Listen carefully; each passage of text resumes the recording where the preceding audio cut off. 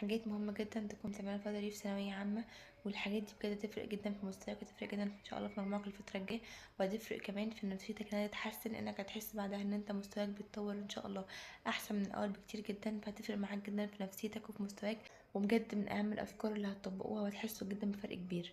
اول حاجه، اول فكره عندنا خلاص ان شاء الله داخلين على شهر 11، فلازم يكون عندنا استعداد بشكل مختلف. فكل اصلا ما بنمشي شهر كده في السنه بتحس ان انت الكم زاد، وتحس ان الكونتنت بقى كبير عليك. فاول نصيحه بنصحها لكم، انت ان شاء الله تخصص كده جزء من وقتك كل يوم على حسب الماده انت بتذاكرها، تاخد منها جزء القديم. يعني مثلا انت النهارده هتذاكر احياء مثلا، النهارده انت في الباب التاني مثلا وبتذاكر الهرمونز والحاجات دي وبتذاكر احياء وكده،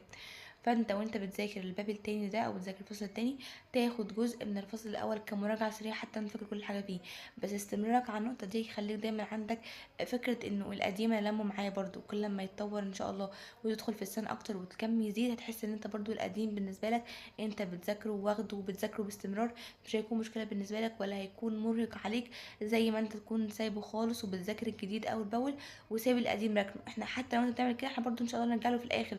بس الفكره ده ان انت تاخد جزء من القديم ده معاك يوميا، تراجع عليه تقراه تبص عليه اي حاجه، ده يديك نوع من الاستقرار النفسي وتحس على طول كده انه الفكره دي فارقه معاك جدا، وتحس بعد كده ان انت مش خايف في السنه وماشي ان شاء الله مطمن لحد ما. فالفكره دي بجد مهمه جدا ان انت تخصص جزء من يومك كده لمذاكره القديم مع الجديد انت بتاخده، القديم او مراجعه القديم اي حاجه، المهم القديم ابص عليه اقراه اي حاجه. تاني فكرة معانا، خلي كده عندك يوم كده في الأسبوع أو يوم مثلا محدده كل أسبوعين مرة مثلا أي حاجة، أنا بقول كل أسبوع بحيث إن يكون المسافة ما بين الجلسات اللي احنا هنعملها ديت تكون مش كبيرة قوي، بحيث إن انت تفتكر انت أخدت المرة اللي فاتت. المهم الجلسات دي هنعمل فيها ايه؟ الجلسة هتكون مثلا كل أسبوع دي تخصص كده يوم في الأسبوع، تاخد تخصص مثلا جلسة كبيرة حوالي 5 6 ساعات تخصصهم للمادة اللي انت مستواك ضعيف فيها، المادة اللي تحس ان انت فعلا واقع فيها، وان انت مهما ذاكرت فيها في حاجات واقع منك. مثلا ناس كتير تقولي النحو مش اساسين فيه، ممكن تاخد كده الفقره ديت الجلسه اول جلسه مثلا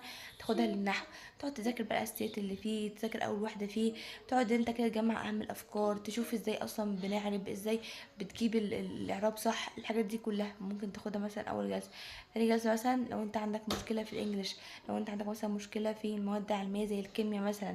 فانت تخصص ان شاء الله يوم في الاسبوع كده تحل فيه اي مشكله بتقابلك في اي ماده، الماده انت مستواك ضعيف فيها تاخده في اليوم ده، وتحاول انت تجيب اخرك فعلا الماده دي، وتحاول انت تجمع اهم الافكار عنها بحيث ان انت بعد كده ما تكونش بتغلط فيها كتير، يعني مستواك تقوي في الماده دي. يعني احنا هنخصص ان شاء الله الجلسه دي اللي هي كل 4 5 ساعات كل اسبوع، هنخصص الجلسه ديت للماده زي ما قلت، ماده بالنسبه لك تقيله، ماده مستواك فيها مش احسن حاجه، ماده عايز تطور فيها ادائك، ماده مش هتعرف تحل فيها مهما ذاكرت، وهكذا. انت تشوف مشكله عندك تحاول تحلها ان شاء الله كل اسبوع مره الجلسه دي. تمام تمام.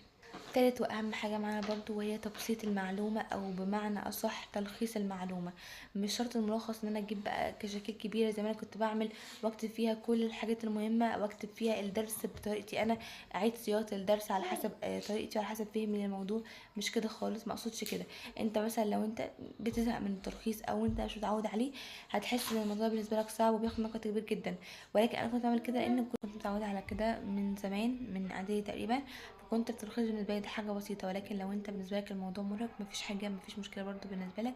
ممكن تجيب ستيكي نوتس كده تلزقها على الدرس من فوق مثلا، تكتب فيها اهم الافكار اللي فيها، تكتب اهم الاسئله اللي اتكررت، ايه المستر اكد على فكره ايه، معلومه مثلا زياده عايز تكتبها، فكره جديده ممكن تحلك افكار كتير وتاثر معاك جدا بعد كده. فالموضوع بسيط يا شباب، بس الفكره ان انا اخد خطوه، اخد كده، عارف لو انت خدت الفيرست ستيب هيبقى بالنسبه لك بعد كده عادي خالص وبسيط جدا ومش هياخد معاك حاجه ان شاء الله. فانتوا بس اهم حاجه اعملوا اللي عليكم وصلوا قد ما تقدروا، وانا ان شاء الله كل فتره كده هحاول ان انزل لكم فيديو. فادعولي بس الفتره دي انا بجد تعبانه، ويعني دعواتكم ان ربنا يشفيني ويصلح حالي يعني، وان شاء الله الافكار دي تاثر معاكم، واللي يطبق اي فكره او كان بيطبق اي فكره يقولي في الكومنتس وتجربته ايه مع الافكار. بحبكم في الله، مع السلامه.